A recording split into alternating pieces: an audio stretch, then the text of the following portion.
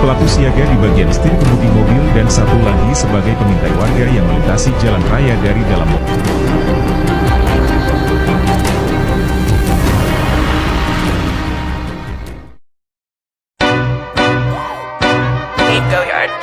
I got so much motherfucking design on right now.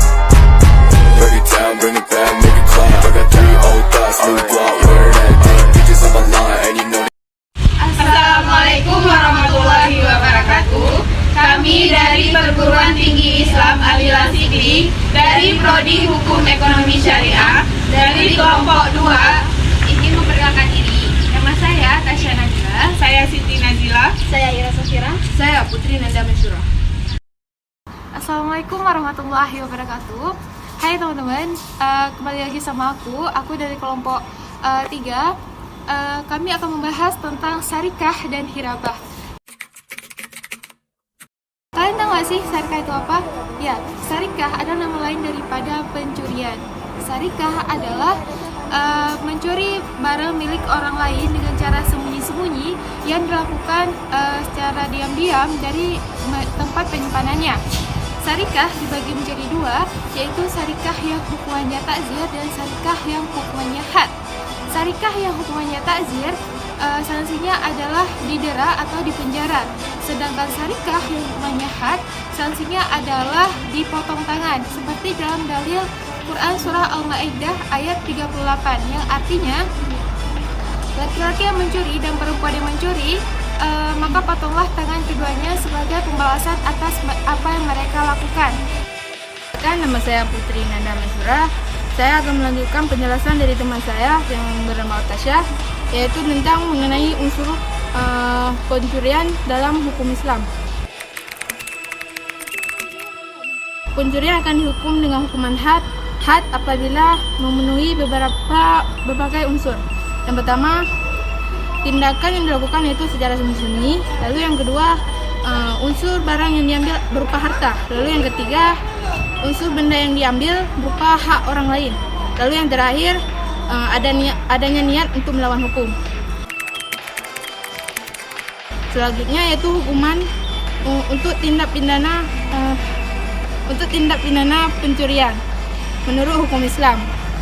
Yang pertama yaitu potong tangan. Lalu yang kedua, pengganti kerugian. Pengganti kerugian dilakukan apabila pelaku tidak dikenai dengan hukuman potong tangan.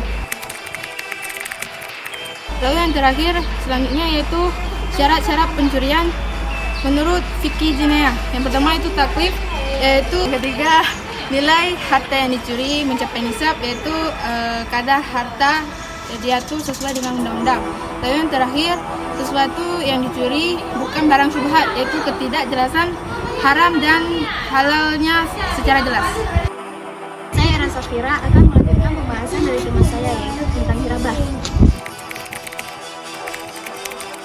Dalam bahasa Arab, kata hirabah sama dengan berhadangan di jalan, sedangkan menurut istilah, hirabah adalah perampokan, yaitu pengambilan harta seseorang secara paksa dan dilakukan dengan cara kekerasan. Seperti yang kita ketahui, merampok adalah suatu kejahatan yang bersifat mengancam jiwa dan harta orang lain. Dengan hanya merampas harta, itu sama saja dengan mencuri, tetapi melebihinya karena terdapat unsur kekerasan, maka dari itu hirabah hukumnya haram. Tindak pidana pelaku perampokan menurut pasal 365 KUHP terdiri atas penjara 9 tahun, 12 tahun, 15 tahun, dan hukuman mati, atau penjara selama-lamanya 20 tahun. Sedangkan menurut Islam hukumannya adalah memotong tangan dan kaki secara menyelang, diasingkan, mati dan disalib, seperti berat tindakan pelaku terhadap si korban. Unsur dan syarat hirabah akan dilanjutkan oleh teman saya. Kenalkan, nama saya Siti Nadila. Saya ingin melanjutkan pembahasan dari kawan saya. Di sini saya akan membahas unsur dan syarat hirabah. Unsur hirabah terbagi 3. Yang pertama, melakukan dengan kekuatan. Yang kedua, mengambil hak orang lain secara paksa. Yang ketiga, melakukan jauh dari pertolongan. Sedangkan syarat hirabah terbagi 3. Yang pertama, syarat yang berkaitan dengan tempat. Yang kedua, syarat yang berkaitan dengan pelaku. Yang ketiga, syarat yang berkaitan dengan perbuatan. Lelaki soleh, lelaki idaman, sedekah boleh, maling jangan. sekian dari kami, lebih dan kurang kami mohon maaf. Assalamualaikum warahmatullahi